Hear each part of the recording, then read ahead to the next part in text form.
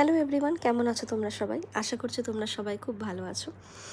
আমার একটু জ্বর সর্দি হয়েছে আর কি গত 2-3 দিন ধরে। তো ওষুধ খাচ্ছি, ফিট হওয়ার চেষ্টা করছি। ভাবলাম তোমাদের সাথে একটা ছোট্ট শর্ট শেয়ারই করি, কারণ খুব একটা ভালো ফিল করছি না। তো একটুখানি নিজেকে এন্টারটেন করার জন্য, তোমাদের ভালোবাসা পাওয়ার জন্য ভাবলাম একটুখানি ভিডিওটা দিয়ে দিই আজকে। গত শনিবার এই মাটনের লাল লাল ঝোলটা রান্না হয়েছিল, মানে দিদি রান্না করেছিল, এবার আমি করিনি।